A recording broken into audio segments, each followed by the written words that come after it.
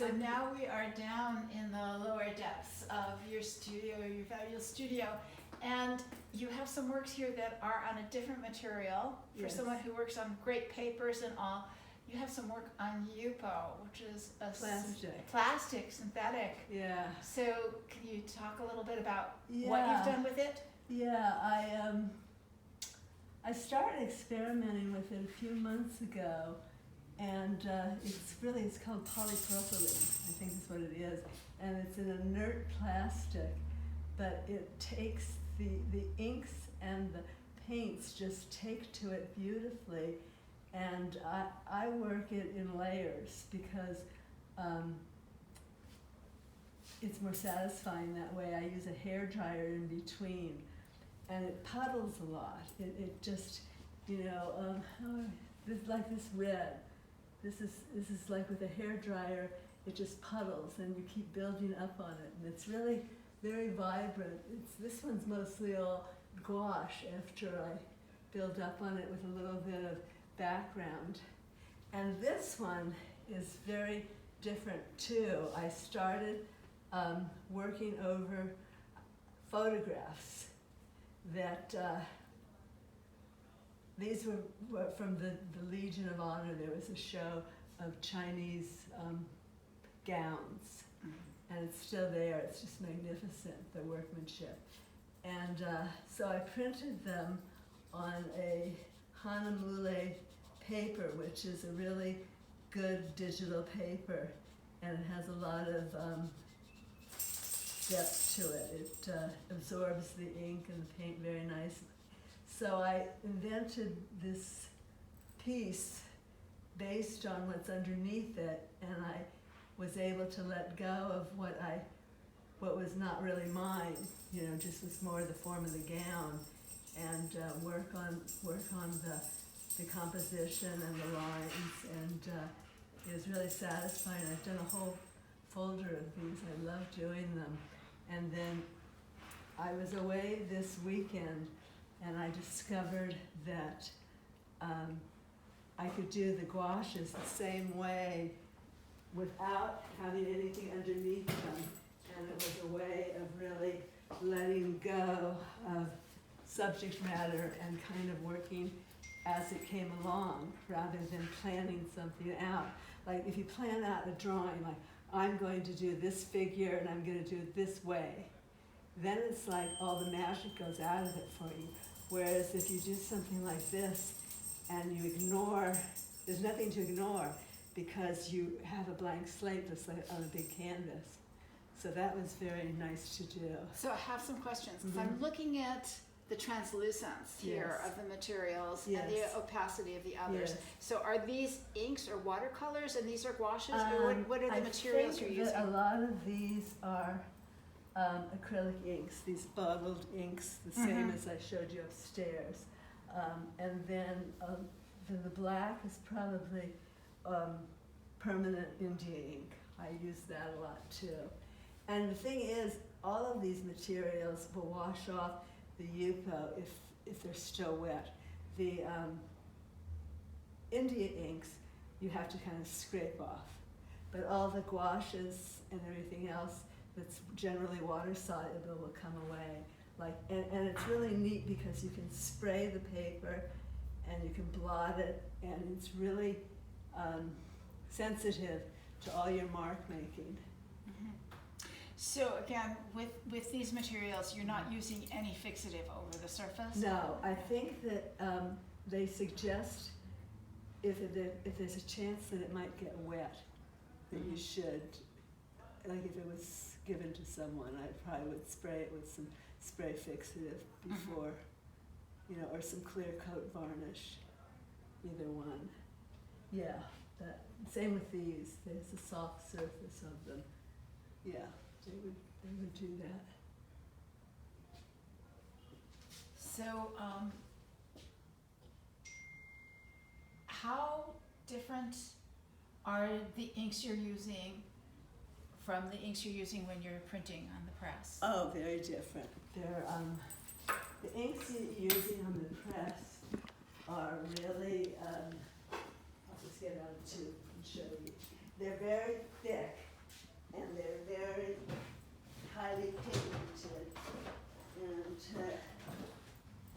Yeah, this is a water-based ink, Safe Watch, we call it. Oh, you're there. I've come over to here. Yeah, Safe Wash, and it says it's oil-based and washable, which is wonderful. It's by Cranfield, which is English. It's an English brand, but they sell it here. I guess I got it by mail. And these are really as good as the Charbonnel. They're a little less money. But these pieces, I should start with. So these here already, these are images that have gone through the press, And and some of them, yes. Yeah. I'll show you. The ones that went through the press are like the figures there, and that, which is painted. And then I also went through the press with this image on top of another image. I find that using Kozo paper a lot for my ghost images on the press, and that they're useful afterwards. I've been really having a good time with these. They're actually, okay, they started with pronto plates. And a pronto print is one, this is a far stretch, but it's like a paper lithograph. And what you do is you work with it on a dry sheet of paper. You don't have to dampen the paper. But it's the principle of oil and water don't mix. And you make a plate, first of all. I can show you what a plate looks like. This is a plate. And it's made from a laser print from a scan. This was like a photograph that I scanned into Photoshop or something. And then I took it downstairs here and I made a scan on this laser printer, which is a small laser printer that I bought during COVID. And so once this plate is made, then this piece goes and you start preparing to print on it. And what you do to get printing on it is you mix up some gum arabic with water, and then you brush it on, and then you mix up some regular etching ink, and then you add a little bit of plate oil, because you want it to be really flowing. You don't want it to be stiff, because you're putting it on with a roller and you want it to flow kind of evenly. And so what you do is you get your gum arabic ready. I usually put it under a plate underneath. I usually do something like this. And then I coat it with the gum arabic, and then I get a roller and mix up some ink. And then when I roll it, only the parts that have density here will retain the ink. so it's working a little bit like a lithograph. Yeah, it does. It's it does. a similar process. Yeah. And then hopefully you won't have to clean it too much to get the extra ink off. Sometimes you can do it with a brush or sometimes with a sponge. And then you set it on your printing press, which I have this little etching press here, not so little. Not so little. But then I take a piece of dry printmaking paper, and I use primarily Reeves BFK, which has been around for a long time, and I buy it by 100 sheets, because then I don't realize how expensive it's gotten.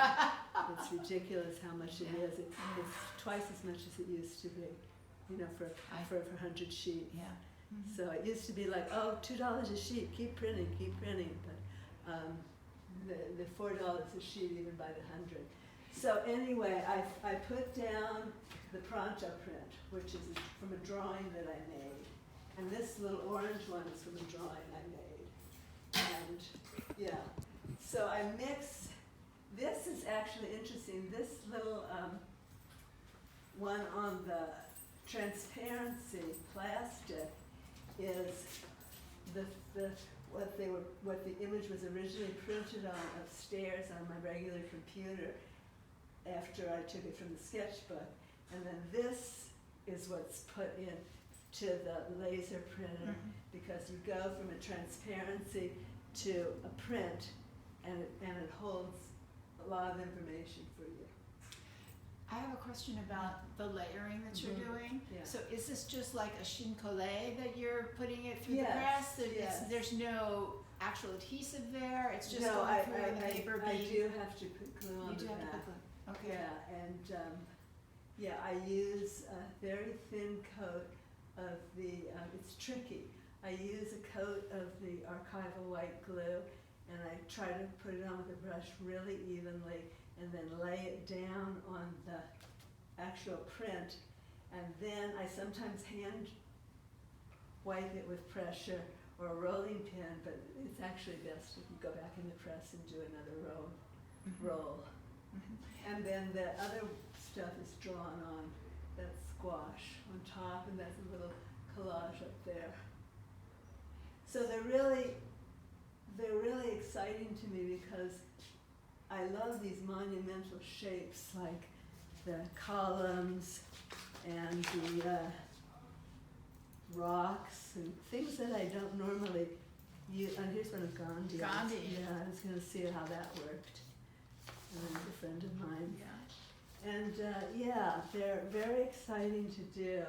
And then what happens after I do the first print, like I'll have a half a dozen of them on the wall here with nothing but the pronto print. And then it'll tell me where it wants to go. And I don't really know, and sometimes it's like I don't have it go anywhere for a couple of weeks.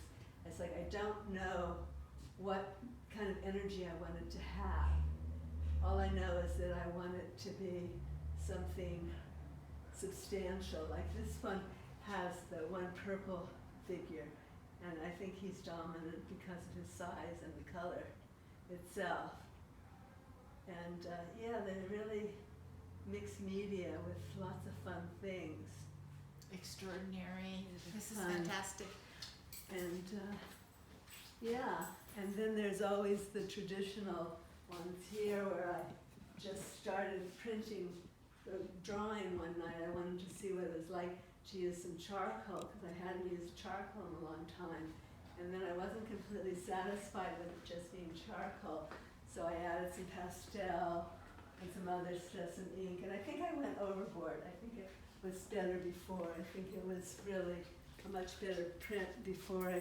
I tend to overwork things sometimes, and I know that I shouldn't, but they just keep going on and on and on until I hate them.